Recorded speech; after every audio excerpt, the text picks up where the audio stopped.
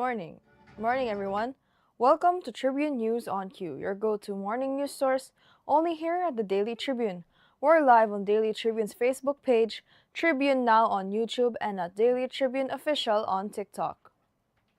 For our headlines, minority lawmakers urge Congress to urgently pass a law strengthening the Independent Commission for Infrastructure, warning its lack of subpoena powers weakens accountability in the flood control corruption probe.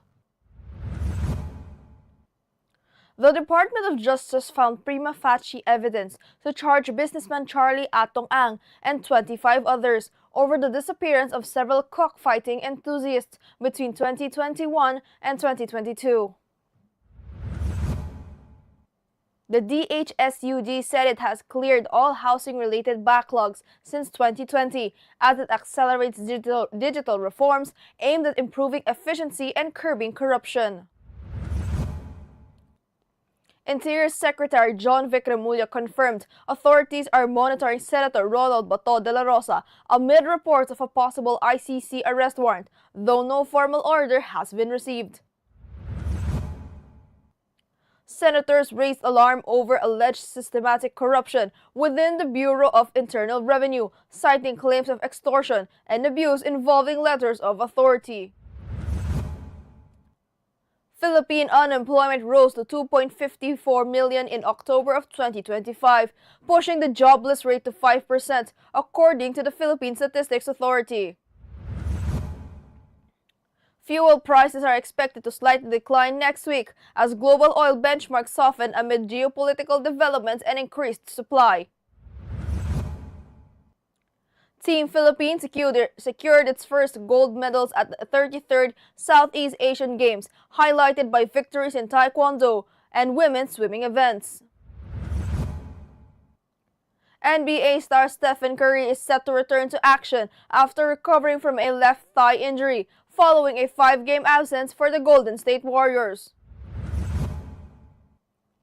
Sex bomb dancer Sunshine Garcia Castro addressed body-shaming comments by proudly embracing her postpartum body during the group's reunion concerts.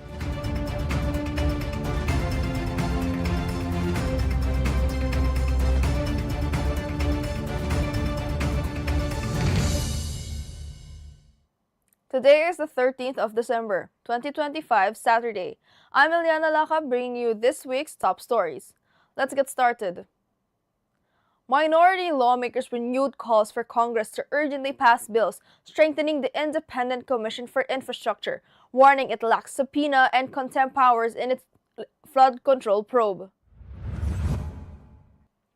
Representatives Teddy Ridon and Chel Jokno pushed for approval of the AIC bill before December 18th recess, citing growing defiance from invited resource persons.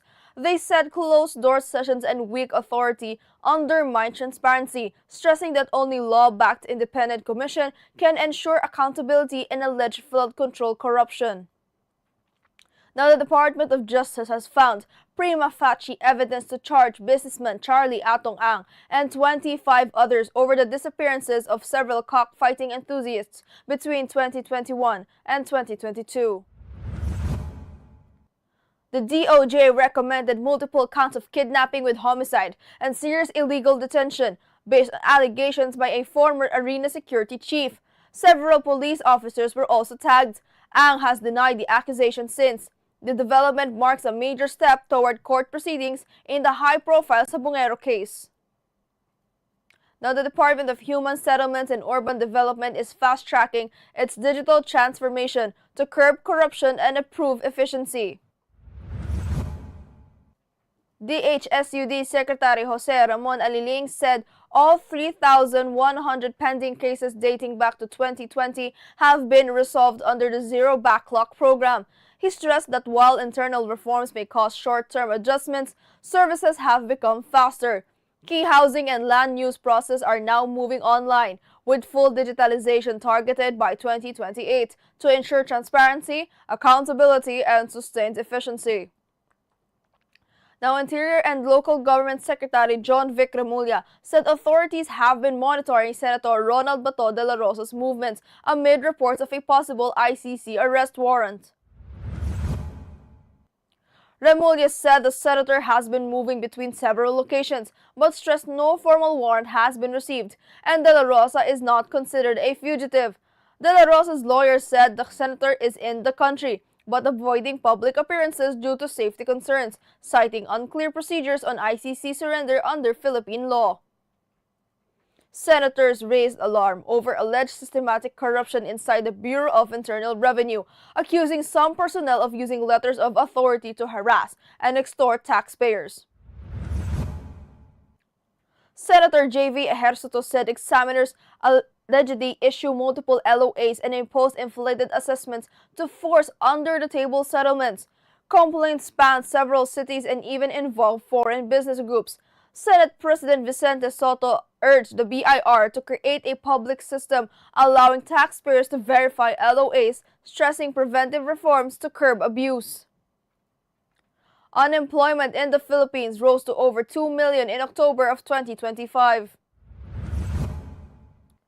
According to the Philippine Statistics Authority, 2.54 million Filipinos aged 15 and above were jobless last month, up from 1.96 million in September. This marks an increase from 1.97 million unemployed in October of 2024, translating to a 5% unemployment rate among the 51.16 million active labor participants, up from 3.8% the previous month. PSA Chief Claire Dennis Mapa notes this means roughly 50 out of 1,000 workers are without jobs or livelihoods. Now, motorists may see slight fuel price rollbacks next week based on early trading data. The Department of Energy said gasoline prices may drop around 30 centavos per liter, diesel by 60 centavos, and kerosene by 65 centavos. The projected decrease follows softer global oil benchmarks amid renewed Russia-Ukraine peace talks and restored Iraqi oil production. Industry players echoed the downtrend, though peso depreciation and elevated freight costs may limit the size of the rollback. Now at the 2025 Southeast Asian Games in Thailand, the Philippines has already won 13 medals, 2 golds, 2 silvers, and 9 bronzes. Justine Kobe Macario earned the first gold in freestyle pomse, while the women's 4x100 freestyle relay team, Carla Sanchez, Chloe Isleta, Shandy Chua, and Heather White, claimed the second. Taekwondo added 5 medals, including 2 silvers and 3 bronzes. Other podium finishes came from mountain biking, swimming, sepak takraw, hockey fives, chess, and men's jiu-jitsu, reflecting a strong start across multiple sports for Team Philippines. And only in the last few days did Stephen Curry fully regain range of motion in his injured left thigh, so he could resume all activity on the practice floor with the Golden State Warriors. Now Curry hopes he's ready to play at full speed again.